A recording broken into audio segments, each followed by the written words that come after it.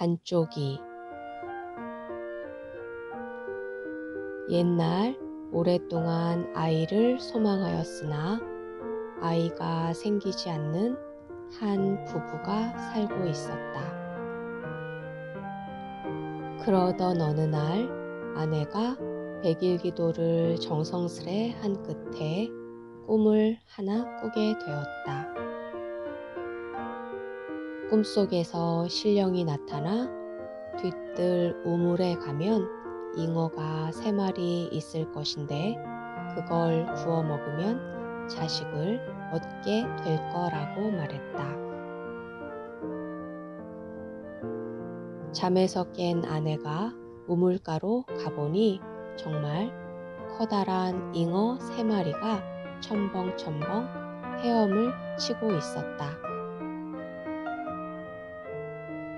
아내가 그 잉어들을 2마리째 구워 먹고 나머지 1마리를 먹으려 하고 있었다. 그때 남편이 달려들어 잉어 3마리를 혼자 다 먹으려고 하느냐며 나 좀 먹자 하고는 절반을 빼앗아 먹었다. 그 후 아내는 태기가 있더니 연달아 3 아들을 얻게 되었다. 그런데 위로 2 아들은 멀쩡한데 막내가 그만 반쪽이었다. 눈도 하나, 귀도 하나, 팔과 다리도 모두 한쪽만 가지고 있었다. 반쪽이는 신체를 반만 가지고도 잘 걸어 다녔고 힘도 장사였다. 그러나 반쪽이의 형들은 항상 반쪽이를 창피하게 생각하여 미워하며 때로 죽일 생각까지 하곤 했다. 어느 날 장성한 세 형제는 과거 시험을 보기 위해 길을 떠났다.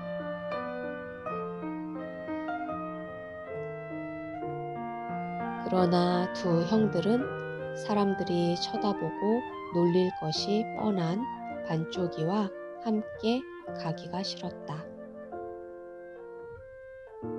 그래서 어떻게 하면 반쪽이를 데려가지 않을 수 있을까 곰곰이 생각한 끝에 그를 커다란 바위에 꽁꽁 묶어 놓았다. 형들이 떠난 후 반쪽이가 몸에 힘을 주자 바위가 번쩍 들렸다. 반쪽이는 그 바위를 짊어지고 집으로 가서 마당에 쿵 하고 내려놓았다. 반쪽이는 깜짝 놀라는 어머니에게 힘드실 때 걸터 앉아 쉬라고 말한 후 재빨리 형들의 뒤를 쫓아갔다. 한참 가고 있던 형들은 어느새 반쪽이가 쫓아오자 고민 끝에 반쪽이를 커다란 나무에 꽁꽁 묶었다. 그리고 이번에는 반쪽이가 따라올 수 없을 거라고 생각했다. 그러나 이번에도 반쪽이가 힘을 주자 커다란 나무가 쑥 뽑혔고 반쪽이는 그 나무를 집 마당에 내려놓았다. 그리고 어머니에게 더울 때 나무 그늘에서 쉬라고 한 후 다시 재빨리 형들의 뒤를 쫓았다.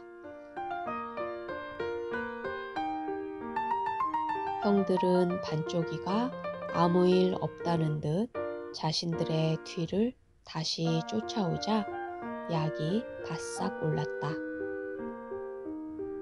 그래서 이번에는 반쪽이를 밧줄로 꽁꽁 묶어 호랑이들이 있는 깊은 산속에 던져 놓았다. 그런데 이번에도 역시 반쪽이는 힘을 주어 밧줄을 끊어냈다. 그리고 자신의 주변을 빙빙 돌며 위협하는 호랑이들을 모두 잡아서 그 호랑이 가죽을 잔뜩 짊어지고 집으로 향했다. 집으로 가던 반쪽이는 날이 저물어 한 부잣집에 머물게 되었다. 그 집 주인은 호랑이 가죽이 탐이 나서 반쪽이에게 내기를 하자고 제안했다. 주인은 반쪽이가 밤에 와서 아무도 몰래 자신의 딸을 데려가면 딸을 색시로 삼게 해주고, 만일 그러지 못하면 그 호랑이 가죽을 모두 자기에게 달라고 했다. 그의 딸이 곱기로 소문이 나 있었기 때문에 반쪽이는 그러자고 말했다.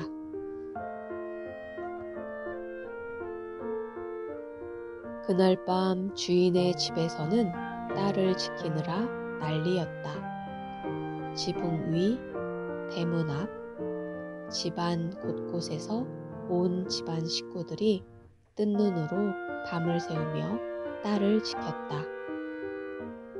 그러나 그날 밤 반쪽이는 나타나지 않았다. 다음 날 주인이 왜 오지 않았느냐고 묻자 반쪽이는 어머니가 아파서 약을 지으러 갔었다고 말했다. 두 번째 날 역시 주인의 집에서는 졸린 눈을 비비며 온 가족이 집 구석구석에서 딸을 지켰으나 이번에도 반쪽이는 나타나지 않았다. 다음 날 주인이 반쪽이에게 왜 오지 않았느냐고 묻자 조부모님 제사였다고 말했다.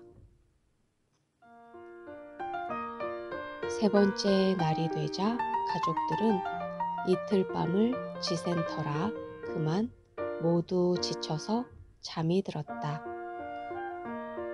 그제야 반쪽이는 주인의 집으로 갔다.